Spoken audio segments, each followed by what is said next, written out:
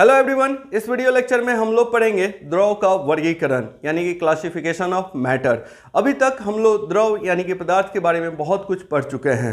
हम लोगों ने जाना कि द्रव क्या होता है और द्रव किन किन अवस्थाओं में पाया जाता है, जिसको हम लोगों ने नाम दिया था स्टेट ऑफ मैटर। ठीक है, और आज के क्लास में हम लोग जो टॉपिक पढ़ेंगे उसका नाम है द्रव का वर्गीकरण यानी कि क्लासिफिकेशन ऑफ मैटर। जितने भी द्रव हैं यानी कि पदार्थ हैं उनको कैसे क्लासिफाई किया गया है, किन किन वर्गों में रखा गया है, आज हम लोग पढ़ेंगे। चलिए, जब हम लोग पढ़ेंगे तो थोड़ा सा डिटेल से स्टडी करेंगे।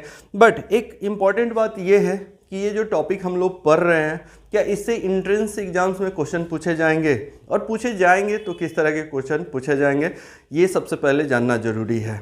ठीक है, तो ऑब्वियसली इस टॉपिक से कभी कभार एक दो क्वेश्चन पूछा गया है और आने वाले टाइम में हो सकता है कि आपसे भी इससे क्वेश्चन पूछा जाए। किस तरह का क्वेश्चन पूछा जाता है, होता क्या एग्जाम्स में, या एग्जाम्स का जो क्वेश्चन होता है उसका मैं फॉर्मेट बता रहा हूँ। एक पदार्थ का नाम दे दिया जाता है, कोई पदार्थ का नाम दिया हुआ रहेगा क्वेश्चन में, और आपसे पूछा जाएगा कि बताइए ये जो पदार्थ है ये तत्व है कि यौगिक है कि मिश्रण है। ठीक है, एलिमेंट्स है कि कंपाउंड है या फिर मिक्सचर है, आपको पहचान करना है। 4 ऑप्शन भी दिया रहेगा। तो बहुत सारे स्टूडेंट्स को बहुत कन्फ्यूजन रहता है इन सारे टॉपिक्स में, बट उन स्टूडेंट को कन्फ्यूजन कभी नहीं होगा जो इस टॉपिक को समझ के पढ़ेंगे, क्योंकि हमारे पास अभी बहुत सारे पदार्थ हैं। ठीक है, लगभग 118 तरीके के पदार्थ आसपास में हैं। किसी भी पदार्थ का नाम दे दिया या फिर कोई कंपाउंड का नाम दे दिया और आपसे पूछ लिया गया कि बताइए कि ये क्या है। ठीक है, मतलब वो एलिमेंट्स है कि कंपाउंड है कि मिक्सर है, तो अगर आप पूरा रटने का कोशिश कीजिएगा तो पॉसिबल नहीं है। उसका कुछ बेसिक कॉन्सेप्ट होता है, उसका कुछ कंडीशन होता है। एलिमेंट्स किस तरह के पदार्थ को एलिमेंट्स बोलते हैं, किस तरह के पदार्थ को यौगिक बोलते हैं, थोड़ा बहुत 9th-10th में आप लोग पढ़े होंगे, आपको पता भी होगा। ठीक है, तो आप कॉन्सेप्ट अगर सीख के जाते हो तो फिर रट्टा मारने का जरूरत नहीं है। तो चलिए शुरू करते हैं आज का टॉपिक, द्रव का वर्गीकरण यानी कि क्लासिफिकेशन ऑफ मैटर।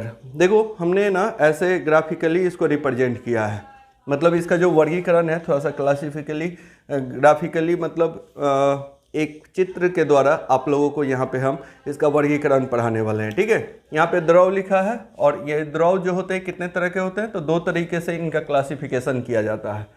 द्रव का जो वर्गीकरण होता है 2 तरीके से होता है। एक को हम लोग भौतिक वर्गीकरण बोलते हैं यानी कि फिजिकल क्लासिफिकेशन, और दूसरे को हम लोग रासायनिक वर्गीकरण बोलते हैं यानी कि केमिकल क्लासिफिकेशन। यानी कि द्रव का वर्गीकरण 2 तरीके से किया गया है, भौतिक वर्गीकरण और रासायनिक वर्गीकरण, यानी कि physical classification and chemical classification. ये जो क्लासिफिकेशन किया गया है इसके भौतिक गुण के आधार पर किया गया है। ठीक है, इसके भौतिक गुण के आधार पे किया गया है। और ये जो भौतिक तरीके से या कह सकते हो कि जो भौतिक वर्गीकरण है इसके अंडर में 3 तरीके से पदार्थ को क्लासिफाई किया जाता है। यानी कि भौतिक का भी 3 वर्गीकरण है। क्या क्या है, तो ठोस है, द्रव है, गैस है, सॉलिड, लिक्विड, गैस। और इन तीनों के बारे में ऑलरेडी हम लोग पढ़ चुके हैं, तो आज इस वीडियो लेक्चर में हम लोग इसके बारे में नहीं पढ़ेंगे, ऑलरेडी मैं आप लोगों को बता चुका हूँ। ठीक है, मैं जो पढ़ाया था स्टेट ऑफ मैटर, ठीक है, पदार्थ का अवस्था या द्रव का अवस्था, तो उसमें ऑलरेडी हम लोग ये तीनों चीज़ पढ़ चुके हैं, तो आपको दोबारा ये पढ़ने का ज़रूरत नहीं है। ठीक है, यानी कि जो भी पदार्थ होते हैं उसके अवस्था के अनुसार उनका वर्गीकरण किया जाता है। ठीक है, हमारे आसपास जो भी पदार्थ हैं उसकी अवस्था के अनुसार वो किस स्टेट में पाए जा रहे हैं उसके अनुसार जो वर्गीकरण किया जाता है उसको हम लोग भौतिक वर्गीकरण बोलते हैं, अवस्था के अनुसार। जैसे मान लो वो ठोस अवस्था में हो सकता है, लिक्विड यानी कि द्रव अवस्था में हो सकता है, या फिर गैस अवस्था में हो सकता है।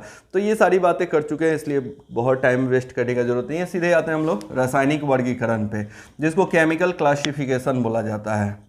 क्लियर। अब देखो, ये जो केमिकल क्लासिफिकेशन है या रासायनिक वर्गीकरण है, इसके भी 2 वर्गीकरण है, या इनका भी 2 टाइप्स होता है। एक को हम लोग बोलते हैं शुद्ध पदार्थ, ठीक है, यानी कि प्योर सब्सटेंस, और दूसरा होता है अशुद्ध पदार्थ अथवा मिश्रण, जिसको इम्प्योर सब्सटेंस और मिक्सचर बोला जाता है। ठीक है, अब यहाँ से थोड़ा सा बहुत अच्छे से समझ के पढ़ने की जरूरत है, क्योंकि ये एक सेक्शन अलग है, इससे क्या क्वेश्चन पूछा जा सकता है ऑलरेडी मैं बता चुका हूँ आप लोगों को, तो इसको हम लोग कैरी आउट नहीं करेंगे। ठीक है, हम लोग कैरी ऑन करने वाले इसको, यानी कि ये वाला पार्ट हम लोग पढ़ना शुरू करेंगे। आज ही के क्लास में हम स्टार्ट करेंगे रासायनिक वर्गीकरण, जिसमें पहला टॉपिक पढ़ाएंगे शुद्ध पदार्थ यानी कि प्योर सब्सटेंस।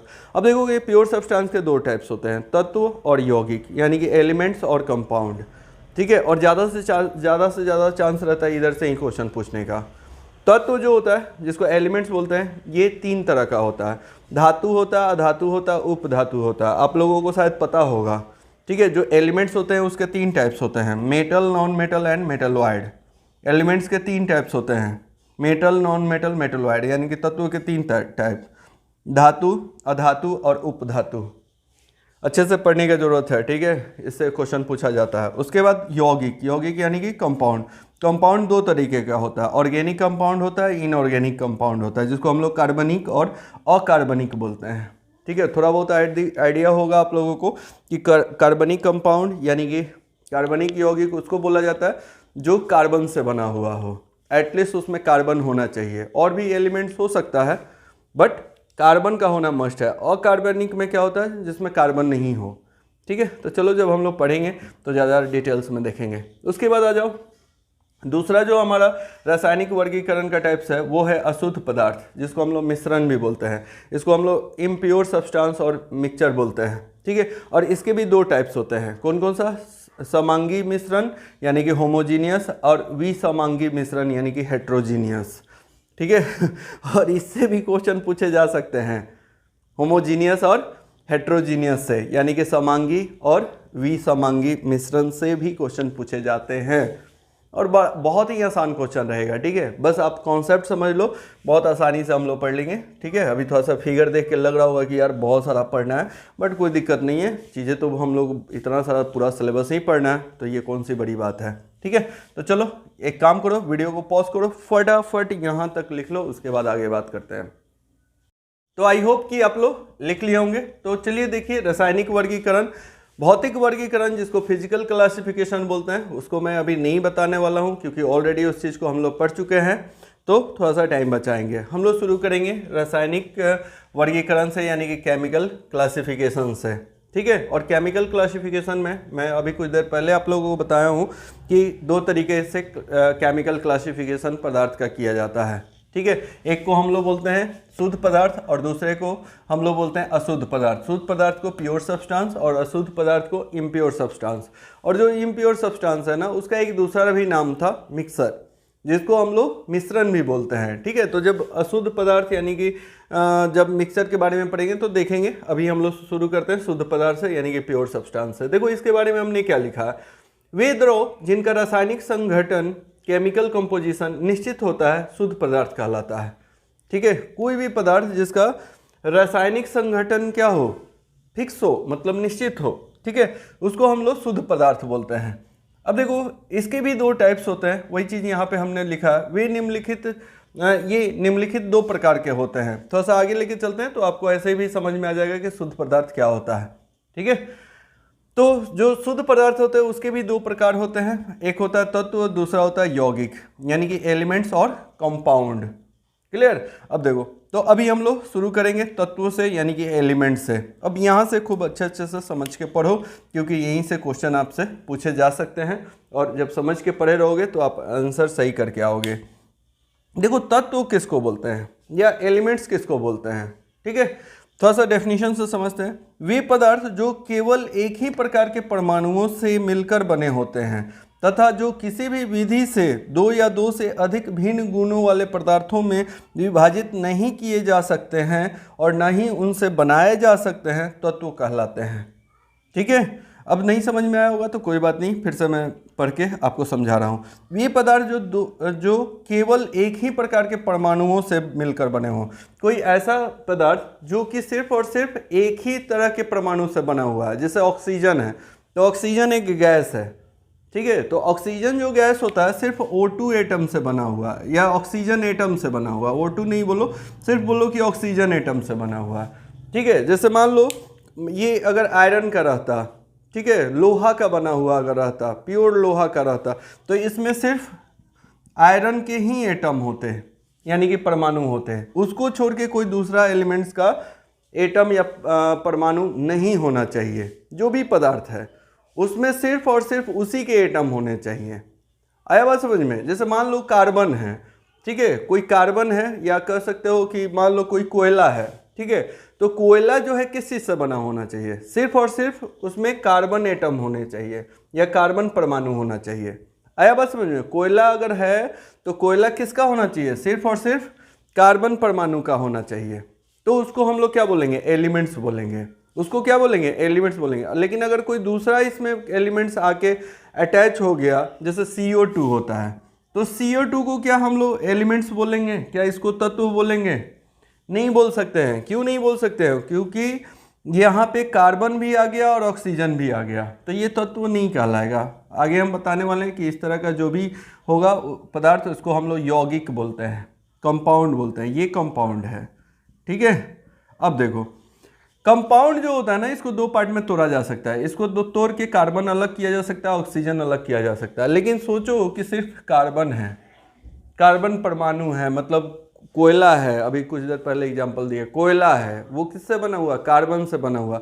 उसको तोड़ोगे भी ना तो सिर्फ कार्बन के ही एटम होंगे, वो कार्बन ही मिलेगा, वो कोयला ही मिलेगा, दूसरा कुछ नहीं मिलेगा। कार्बन को कोयला को तोड़ोगे कितना भी छोटा से छोटा पार्ट में, तो सिर्फ कोयला ही मिलेगा, कोयला को छोड़ के कुछ दूसरा चीज़ नहीं मिलेगा। इसलिए क्योंकि वो कार्बन से बना हुआ है और उससे सिर्फ कार्बन एटम्स ही मिल सकते हैं, ठीक है। तो वे पदार्थ जो केवल एक ही प्रकार के परमाणुओं से मिलकर बने होते हैं, ठीक है, एक ही प्रकार के परमाणु से। जैसे मान लो ऑक्सीजन है, किसी सिलेंडर में ऑक्सीजन भरा हुआ है, सुने हुए किसी का तबीयत खराब हो गया तो वो ICU में भर्ती है, उसको ऑक्सीजन चल रहा है, ठीक है। तो ऑक्सीजन सिलेंडर, जो सिलेंडर होता है उसमें ऑक्सीजन भरा हुआ रहता है, तो उसमें उस सिलेंडर के अंदर में सिर्फ ऑक्सीजन होगा। इस सिलेंडर के अंदर में सिर्फ क्या होगा, ऑक्सीजन होगा, ठीक है। अब इसमें ऑक्सीजन भरा हुआ है, तो इसको कितना भी तोड़ दोगे, ऑक्सीजन को तोड़ के दो पार्ट में नहीं कन्वर्ट कर सकते हो। ये ऑक्सीजन जो है सिर्फ ऑक्सीजन एटम से बना हुआ है, ऐसे समझो। सिर्फ और सिर्फ किससे बना हुआ होगा, ऑक्सीजन से बना हुआ होगा। वे पदार्थ जो केवल एक ही प्रकार के परमाणुओं से मिलकर बने होते हैं तथा जो किसी भी विधि से दो या दो से अधिक भिन्न गुणों वाले पदार्थों में विभाजित नहीं किए जा सकते हैं। अब इस ऑक्सीजन को विभाजित करोगे, दो पार्ट में बांटोगे, तो क्या दूसरा पदार्थ बन जाएगा? नहीं बनेगा ना, सिर्फ ऑक्सीजन ही रहेगा ना। जैसे यहाँ पे कार्बन है, तो कार्बन को विभाजित नहीं किया जा सकता है, और विभाजित मतलब दो पार्ट में, तीन पार्ट में तोड़ के कोई दूसरा पदार्थ नहीं बनाया जा सकता। तो वैसा कोई भी पदार्थ, ठीक है, जो कि सिर्फ और सिर्फ एक ही तरह के परमाणु से बना हुआ हो और उसको विभाजित करके कोई दूसरे गुण वाला पदार्थ नहीं बनाया जा सकता है, वैसे पदार्थ को हम लोग क्या बोलते हैं, तत्व बोलते हैं या एलिमेंट्स बोलते हैं। याद रखना, ठीक है। अब देखो, इसका एग्जाम्पल्स मैंने यहाँ पे लिखा, उदाहरण में क्या लिखा है, लोहा लिखा है, मरकरी लिखा है, कॉपर लिखा है, ऑक्सीजन लिखा है, बहुत सारे। इंग्लिश में देखो हमने क्या लिखा है, the element is made up by only one type of atom, ठीक है। एलिमेंट्स जो होता है, जिसको हम लोग तत्व बोलते हैं प्यार से, ठीक है, तो ये जो एलिमेंट्स होता है ये made up by only one type of atom, सिर्फ और सिर्फ वन टाइप मतलब एक प्रकार के एटम से बना हुआ होगा। एलिमेंट जो होता है वो सिर्फ और सिर्फ एक तरह के एटम से बना हुआ होगा, ठीक है। दो तीन एटम आ गए तो समझ लेना फिर वो एलिमेंट नहीं है, या तो वो फिर मिक्सर होगा, नहीं तो यौगिक होगा, कंपाउंड होगा, ठीक है। अब आगे थोड़ा सा बढ़ते हैं। N element can not split up, split मतलब विभाजित करना होता है या बांटना होता है, इनटू टू और more than two different quality of matter. An element can not split up मतलब किसी तत्व को दो पार्ट में नहीं विभाजित किया जा सकता है, दो या दो से अधिक पार्ट में नहीं विभाजित किया जा सकता है, ठीक है। और दो या दो से अधिक पार्ट में विभाजित करके उससे दूसरा कोई पदार्थ ऑब्टेन नहीं किया जा सकता है। जबकि यौगिक पढ़ाएंगे तो वहाँ पे आप लोगों को बताएंगे कि उसको दो या दो से अधिक पार्ट में विभाजित करके हम लोग दूसरे गुण का या डिफरेंट क्वालिटी का हम लोग मैटर ऑब्टेन कर सकते हैं, बट इसमें नहीं। An element can not split up into two और more than two different quality of matter, दो या दो से अधिक गुण वाले पदार्थ में इसको विभाजित नहीं किया जा सकता है। क्लियर हुआ? चलो थोड़ा सा और आगे बढ़ जाते हैं। अब तक लगभग 118 तत्वों की खोज हो चुकी है, ठीक है। याद रखना, अभी तक मतलब एट प्रेजेंट हमारे पास टोटल कितने एलिमेंट्स हैं, टोटल हमारे पास 118 एलिमेंट्स हैं। हो सकता है आपने एरिहेंट का बुक खरीदा होगा, हिंदी वाला बुक में देखोगे लिखा हुआ 108 एलिमेंट्स, और इसी का इंग्लिश वर्जन है एरिहेंट का ही, तो उसमें 115 एलिमेंट्स लिखा हुआ है। देखो दोनों एक ही पब्लिकेशन का है, ये डेटा दोनों ही अभी गलत है, इसलिए क्योंकि अभी प्रेजेंट में, ठीक है, इधर 2-3 साल में 3 और एलिमेंट्स का खोज हो चुका है। तो टोटल हमारे पास अभी 118 तत्व हैं। ठीक है, इसको याद रखना। हो सकता है कि कोई एनसीईआरटी का 9th-10th का बुक पढ़े होगे, आपको 108 ही पढ़ाया गया होगा, 105 ही पढ़ाया गया हो। तो हो सकता है एनसीईआरटी का वो बहुत पुराना बुक होगा, एनसीईआरटी उसको अभी रिवाइज जब करेगा तो फिर 108 हो जाएगा। आप इसी को याद रखना। एट प्रेजेंट अभी हमारे पास टोटल कितने तत्व हैं? 118 तत्व हैं। ठीक है, आगे बढ़ें। तत्वों का मुख्य स्रोत भूपट्टी है। ठीक है, ये भी बात याद रखना। मेन स्रोत क्या है, कहाँ से हम लोग ये सारा तत्व ऑब्टेन करते हैं? तो मेन इसका जो स्रोत है वो है अर्थ क्रस्ट, जिसको भूपट्टी बोलते हैं। ठीक है, उसको क्या बोलते हैं? भूपट्टी बोलते हैं। तो मेन स्रोत जो है तत्वों का वो अर्थ क्रस्ट है। The main source of elements, आप इंग्लिश में लिख सकते हो, the main source of elements is earth crust. The main source of elements is earth crust. ठीक है, इंग्लिश हमने नहीं लिखा, आप चाहो तो लिख सकते हो। अगला पॉइंट क्या है? भूपट्टी में सर्वाधिक पाया जाने वाला तत्व ऑक्सीजन है, जो कि एक अधातु है। इस बात को याद रखना, हो सकता है कि क्वेश्चन पूछा जाए। अर्थ क्रस्ट में सबसे ज़्यादा पाया जाने वाला कौन सा तत्व है? Which of the following elements is largely available in the earth crust? ठीक है, कौन सा तत्व जो है भूपट्टी में सबसे ज़्यादा पाया जाने वाला है? तो सबसे ज़्यादा होता है ऑक्सीजन, अधातु है। और अगर धातु पूछ देगा तो एल्युमिनियम हो जाएगा। अर्थ क्रस्ट में सबसे ज़्यादा कोई धातु एलिमेंट्स जो है वो एल्युमिनियम पाया जाता है। ठीक है, तो अधातु में ऑक्सीजन और एल्युमिनियम। और ये नहीं अगर मेंशन किया रहे धातु या अधातु, सिर्फ ये पूछा रहे कि भूपट्टी में सबसे ज़्यादा पाया जाने वाला कौन सा तत्व है। अब यहाँ पे देखोगे इस क्वेश्चन में मेंशन नहीं किया गया कि धातु या अधातु, सिर्फ ये पूछा गया कि भूपट्टी में सबसे ज़्यादा पाया जाने वाला तत्व कौन सा है। 4 नाम दिया हुआ है, ऑक्सीजन, हाइड्रोजन, एल्युमिनियम, सल्फर। ठीक है, तो ऑप्शन क्या लगाओगे? ऑप्शन लगाओगे ऑक्सीजन। लेकिन अगर यही पूछ देगा कि भूपट्टी में सबसे ज़्यादा पाया जाने वाला धातु कौन सा है, तो धातु अगर पूछ देगा तो एल्युमिनियम, और धातु पूछेगा तो भूपट्टी, और कुछ भी नहीं पूछा तो ऑक्सीजन। ठीक है, ऑक्सीजन दो ऑप्शन के लिए है, तो इसको याद रखोगे, ये बहुत ही काम का चीज़ है, इसको भी याद रखना। ठीक है, एक काम करो, वीडियो को पॉज करो, फटाफट यहाँ तक लिख लो। अब हम लोग इसके बाद ये जो एलिमेंट्स होता है, इसका भी आप लोगों को 3 टाइप्स लिखा है, उसके बारे में पढ़ेंगे। टाइप्स ऑफ एलिमेंट्स पढ़ेंगे। आइए अब नेक्स्ट देखा जाए। जैसा कि अभी हमने बोला कि जो भी हमारा तत्व होगा उसका भी वर्गीकरण किया जाता है, उसके भी बहुत सारे टाइप्स होते हैं तत्वों के भी। ठीक है, लेकिन तत्व का जो डेफिनेशन है ना, उसको याद रखना, बहुत ही काम का है। ठीक है, तत्व का डेफिनेशन याद रखना, उसको ज़्यादा फोकस करके पढ़ना है। अब तत्व कितने प्रकार के होते हैं, तो हमने यहाँ पे लिखा है, तत्वों को उनके गुण धर्मों के समानता के आधार पर निम्न 3 वर्गों में विभाजित किया जाता है। गुण धर्मों के समानता के आधार पे मतलब उसका जो प्रॉपर्टी होता है या जो क्वालिटी होता है, जो सेम क्वालिटी के जो तत्व होते हैं, उसको एक ग्रुप में रखा गया है। ठीक है, यानी कि उनका जो वर्गीकरण किया गया है उनके गुण के समानता के आधार पे किया गया है। ठीक है, आई थिंक ये आप लोग समझ गए होंगे। तो आगे बढ़ते हैं। ठीक है, तो पहला तत्व मतलब यहाँ पे 3 तरह के तत्व होंगे, एक लाइन में समझो। कितने तरह के तत्व होंगे? 3 तरह के तत्व होंगे। एक को धातु बोलते हैं, दूसरे को अधातु बोलते हैं, और तीसरे को मेटलॉइड बोलते हैं। ठीक है, धातु या मेटलॉइड को उपधातु भी बोला जाता है, सॉरी, धातु, अधातु और उपधातु, मेटल, नॉन मेटल और मेटलॉइड, ये 3 तत्वों के टाइप्स हैं। धातु किसको बोलते हैं आप लोगों को शायद पता होगा, है ना? वह तत्व जिसमें उष्मा चालकता, विद्युत चालकता, ठीक है, ये उसके बाद लिखे हैं धात्विक चमक तथा तनन सामर्थ्य आदि गुण पाए जाते हैं, धातु कहलाते हैं। मतलब वह तत्व जिसमें उष्मा चालकता, उष्मा चालकता समझते हो, जिसमें हीट क्या हो, ट्रांसफर हो सकता है। उष्मा मतलब क्या होता है? हीट होता है। जब इसको गर्म किया जाए, मान लो ये किसी मेटल का बना हुआ हो, ऐसे तो ये प्लास्टिक का है, लेकिन मान लो ये आयरन का बना हुआ होता है या एल्युमिनियम का बना हुआ होता। ठीक है, इतना ही बड़ा एक एल्युमिनियम का स्केच रहता है। इस दूसरे साइड में इसको अगर गर्म करें, हीट दें, ठीक है, इसको चूल्हा में ऐसे रख दें या कहीं पे आग है, उस आग में इसको एक साइड से एक छोर को इसको आग में डाल दिया जाए, तो क्या दूसरा साइड इसका गर्म हो जाएगा?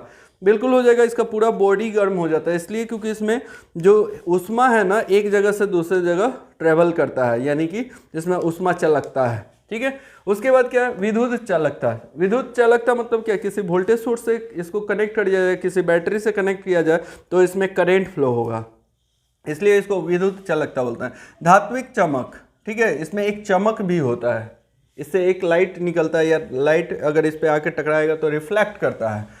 तथा तनन सामर्थ्य, तनन समझते हो क्या होता है, जिसको मलिएबल बोला जाता है। जो मेटल होता है ना उसको दोनों तरफ से ऐसे फोर्स लगा के दम कस के खींचा जाए तो ये लमड़ जाएगा। लमड़ना समझते हो ना इसी को हम लोग बोलते हैं तनन सामर्थ्य बोला जाता है, ठीक है। इसको इंग्लिश में मलिएबल बोला जाता है। ये सामर्थ्य सिर्फ मेटल में ही होता है, यानी कि धातु में ही होता है, नॉन मेटल में नहीं होता है। अगर ग्लास को, शीशा को ऐसे पकड़ के खींचोगे तो क्या वो लमड़ेगा? नहीं लमड़ेगा ना, टूट जाएगा। आया बात समझ में?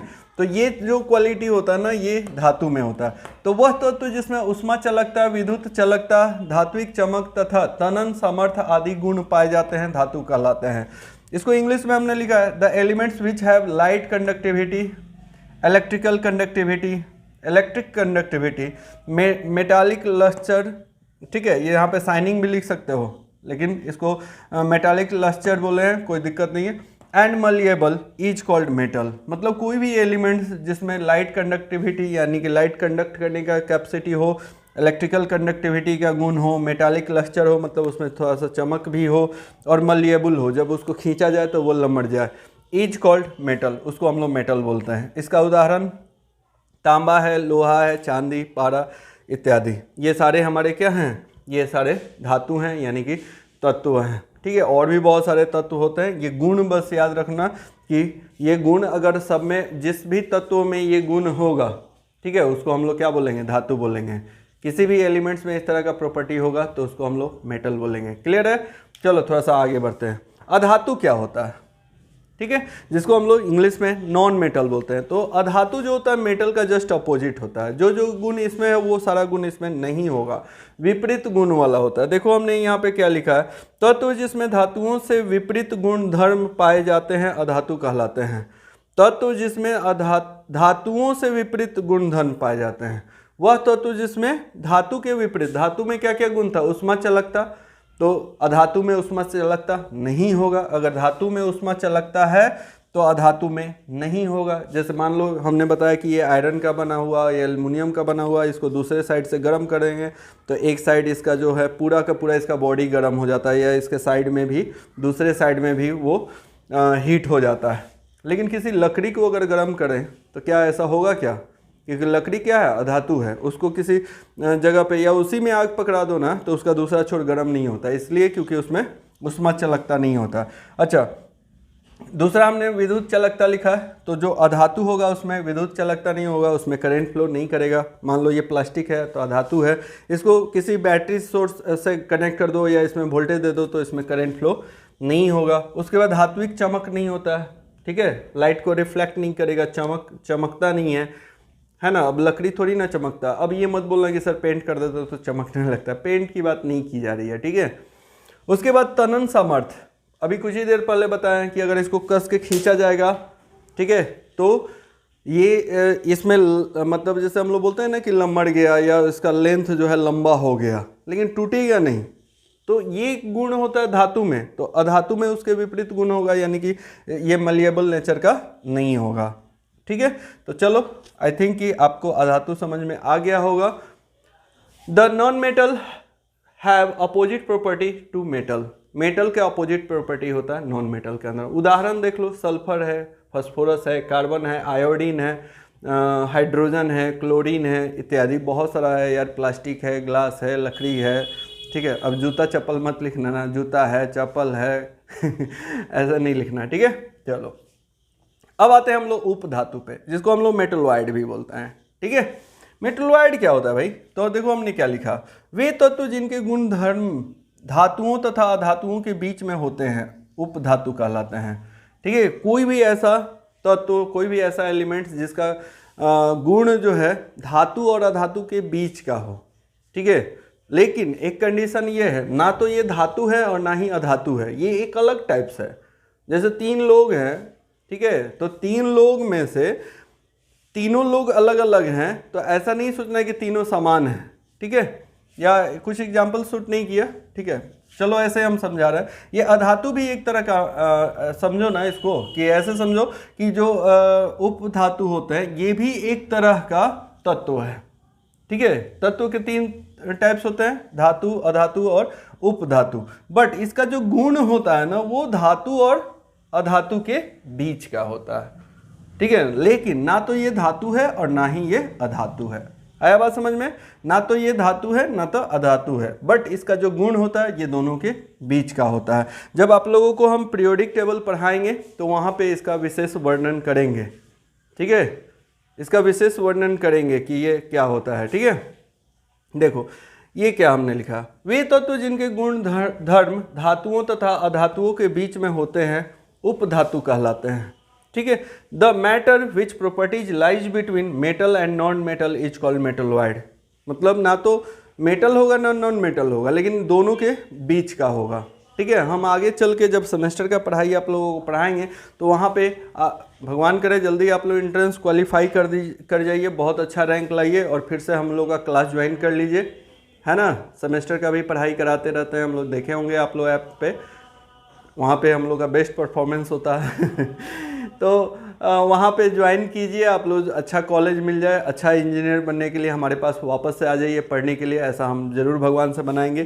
ठीक है, वहाँ पे फिर से जब आओगे सेमेस्टर के पढ़ाई में तो हम लोग मेटलॉइड बड़ा डिटेल्स में पढ़ते हैं यार, क्योंकि हमारा इंजीनियरिंग में बड़ा इंपॉर्टेंट रोल प्ले करता है। वहाँ पे मैं आप लोगों को बताऊँगा कि मेटलॉइड एक ऐसा एलिमेंट्स है, ठीक है, जिसका प्रॉपर्टी दोनों के बीच का होता है और ये टेम्परेचर पे डिपेंड करेगा। मैं बताने वाला हूँ कि 0 केल्विन पे ये अधातु बन जाता है, 0 डिग्री पे क्या बन जाता है, 0 केल्विन पे ये क्या बन जाता है, धातु। 0 केल्विन पे ये हो जाता है अधातु। ठीक है, और 300 केल्विन पे ये बन जाता है धातु। मतलब क्या है यार, टेम्परेचर के अनुसार इसका गुण जो है ना चेंज होते रहता है। इसको लिख लेना, 0 केल्विन टेम्परेचर पे ये हो जाता है अधातु और 300 केल्विन पे बन जाता है धातु। ठीक है, ये बड़ा कमाल का चीज़ है। और इससे जितना भी दुनिया का आईसी होता है, इंटीग्रेटेड सर्किट, जो इलेक्ट्रॉनिक्स डिवाइस में लगा हुआ आता है, मोबाइल का जो आईसी जो भी बना हुआ रहता है, इसी का मेटलॉइड का ही बना हुआ रहता है। ठीक है, तो ये जो जितना भी दुनिया का आईसी है या बहुत सारे इलेक्ट्रॉनिक्स कंपोनेंट्स इसी का बना हुआ होता है, मेटलॉइड का बना हुआ होता है। और इसका गुण क्या है, तो 0 केल्विन पे ये अधातु बन जाता है, 300 केल्विन पे धातु बन जाता है। यार बड़ा कमाल का चीज़ है। ये जो है ना, धातु को अधातु नहीं बनाया जा सकता, अधातु को धातु नहीं बनाया जा सकता नॉर्मली, लेकिन इसका गुण क्या है, ये बनते रहता है टेम्परेचर के अनुसार। इसको 0 केल्विन टेम्परेचर पर रख दोगे तो ये अधातु अपने आप ही बन जाएगा, आपको और हमको कुछ करने की ज़रूरत नहीं है। रूम टेम्परेचर पे इसको रख दिया जाए कहीं पे, रूम टेम्परेचर 300 केल्विन मतलब 27 डिग्री सी को बोलते हैं। जैसे अभी मार्च का मान लो मौसम चल रहा है, तो देखना मौसम का जो तापमान होता है लगभग 27 डिग्री। 27 डिग्री को रूम टेम्परेचर इसलिए बोला जाता है कि इस डिग्री इतना टेम्परेचर वैल्यू पे ह्यूमन बॉडी को यानी कि आदमी के शरीर को ना ठंडा लगता है ना जाड़ा लगता है, सॉरी ना ठंडा लगता है ना ही गर्मी लगता है। ठंडा और जाड़ा तो एक ही हो गया ना, है ना। चलो, तो ना तो ठंडा लगता है और ना ही गर्मी लगता है, इसीलिए इसको रूम टेम्परेचर बोला जाता है। 27 डिग्री सी जो होता है, 27 डिग्री सी जो होता है 300 केल्विन के बराबर होता है। ठीक है, ये दोनों एक ही वैल्यू है। 27 डिग्री सी इक्वल टू होता है 300 केल्विन, और 300 केल्विन पे मेटलॉइड धातु बन जाता है। अगर हो सके तो लिख लेना, the matter which properties lies between metal and non metal is called metalloid. और ये कौन कौन सा है, जर्मेनियम है और सिलिकॉन है, ये दोनों ज़्यादा फेमस है। ये सबसे ज़्यादा वाइडली यूज होने वाले मेटलॉइड है। आर्सेनिक भी होता है, एंटीमोनी भी होता है, बाद में हम पीरियोडिक टेबल पढ़ाने वाले हैं, वहाँ पे तो सब बहुत सारे जितने भी होते हैं सबको बता देंगे। बट मेनली याद रखना कि जर्मेनियम और सिलिकॉन, और ये VVI क्वेश्चन है, याद रखना, पूछा जा सकता है। सिलिकॉन और जर्मेनियम जो है मेटलॉइड है, या फिर इसमें से पूछा जा सकता है कि इन चारों मेटलॉइड में से सबसे ज़्यादा यूज होने वाला मेटलॉइड कौन सा है। तो याद रखना सबसे ज़्यादा यूज होने वाला सिलिकॉन है, SI लिख लेना।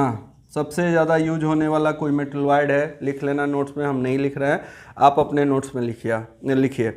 सिलिकॉन जो है सबसे ज़्यादा यूज होने वाला मेटलॉइड है। Silicon is most widely used metalloid English में। ठीक है, तो चलो आज का क्लास यहीं पे रहने देते हैं। हमारा यहाँ पे जितने भी तरह का तत्व थे वो हम लोग पढ़ लिए मेटल के बारे में। अगले वीडियो लेक्चर में मैं आप लोगों को कंपाउंड पढ़ाऊंगा। Thank you.